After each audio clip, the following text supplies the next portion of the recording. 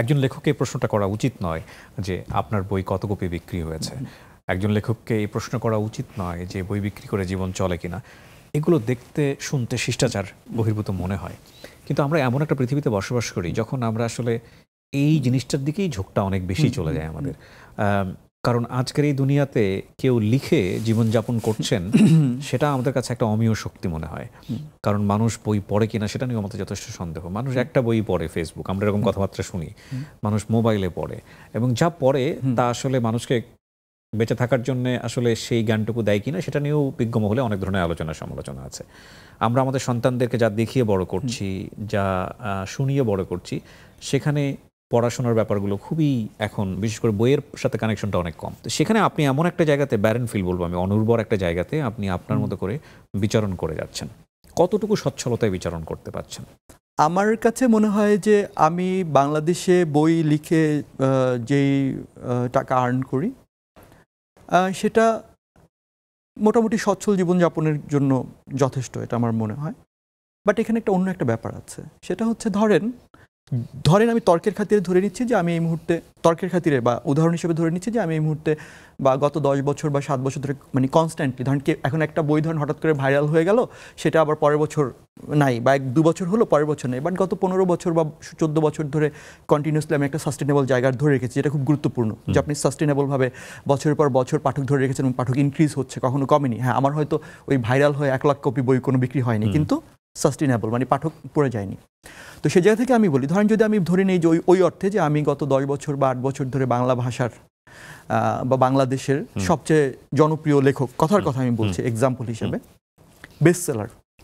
এখন ধরেন আপনি ধরি জাপানের যদি আমি বেস্ট সেলার রাইটার যদি ধরি হারুকি মুরাকামি তার একটা বেস্ট সেলার বইয়ের রয়্যালটি দিয়ে আমার ধারণা তার বাকি জীবন সে পায়ের উপর পা তুলে খেতে পারবে। কিন্তু আমি যদি বাংলা ভাষার বা বাংলাদেশের সবচেয়ে জনপ্রিয় লেখক হই, আমি আমার একটা বইয়ের রয়্যালটি দিয়ে হয়তো বড় জোর 1.5 বছর মোটামুটি চলতে পারবো, হয়তো 2 বছর চলতে পারবো, তার বেশি চলতে পারবো না। এখন ব্যাপারটা হচ্ছে এটা যে আমাকে তার মানে একটা চিন্তা করতে হয় যে আমার পরের বছর বা তার পরের বছর আমাকে কি করতে হবে, বা আমার সেটা যদি এরকম হয় যে কোনো সময় আমার নানান ধরনের পলিটিক্যাল ইস্যুজ আছে, সোশ্যাল ইস্যুজ আছে, নানান ধরনের আনরেস্ট আছে, মানুষ বই কখন পড়ে? যখন সে মানসিকভাবে বা সে তার মৌলিক প্রয়োজনগুলো মিটিয়ে এক ধরনের মানে আমরা বিনোদন কখন দেখি, সিনেমা কখন দেখি, যখন আমাদের মৌলিক চাহিদা নিয়ে আমাদের চিন্তা করতে হয় না। সো এই নানান ধরনের সংকটকে মাথায় রেখে আমাদেরকে কিন্তু চিন্তা করতে হয়, যেহেতু আমি টেক আ রিস্ক। সো ওই জায়গা থেকে আমার কাছে মনে হয় যে আমি এখনো পর্যন্ত বই লিখে যে মানে রয়্যালটি পাই, সেটা মোটামুটি সচ্ছল একটা জীবনযাপনের জন্য বিউটিফুল। কিন্তু কথা হচ্ছে যে এই প্রকাশক, প্রকাশনী এবং লেখকের সম্পর্কের জায়গাটা প্রশ্নবিদ্ধ কিনা।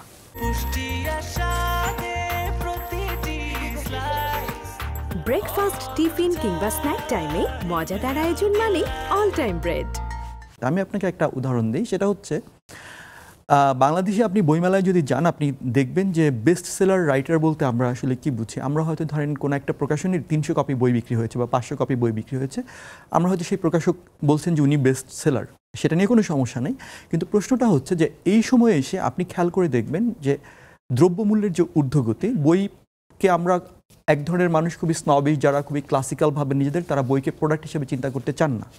কিন্তু একটা বই প্রকাশ করতে কাগজ কিনতে হয়, কালির খরচ আছে, মুদ্রণের খরচ আছে, বাধাইয়ের খরচ আছে, সেলাইয়ের খরচ আছে, স্টল ভাড়া আছে, বিক্রয় কর্মীদের বেতন আছে। সো এই বিষয়গুলো মানুষ বোঝে না। এই বইটার দাম যদি 100 টাকা হয়, খেয়াল করেন এই বইটা আপনি বইমেলায় বিক্রি করতে পারবেন 25% ডিসকাউন্টে 75 টাকায়। এখন লেখককে যদি আপনি 15% রয়্যালটি দেন, তাকে কিন্তু দিতে হবে 100 টাকার সাপেক্ষে 15 টাকায়, 75 টাকার সাপেক্ষে না।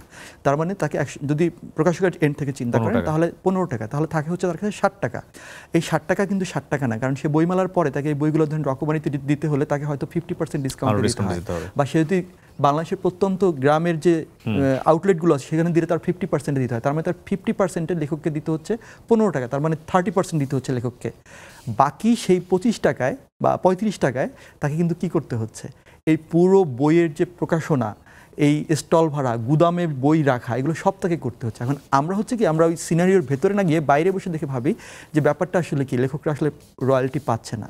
লেখকরা রয়্যালটি পাবে না কেন? আমি সবাইকে আমি জেনারেলাইজ করছি না, নিশ্চয়ই অনেকে ইচ্ছা করে ফাঁকিও দিচ্ছেন। আমি দুই পক্ষের মাঝখান থেকে বলার চেষ্টা করছি যে এখানে আসলে আমাদের বোঝাবুঝি জায়গাটা, আমাদের পাঠক সংকট প্রবল। ধরেন আমি আমার কথা বলি, এখন আমি বিশ্বাস করি আমাকে আমার কোনো প্রকাশক ঠকান না, বরং তারা আমি যাতে তাদের প্রতি তৃপ্ত থাকি বা সন্তুষ্ট থাকি সেটির সর্বোচ্চ চেষ্টাটা তারা করেন, তাহলে তারা কেন আমাকে ঠকাচ্ছেন না?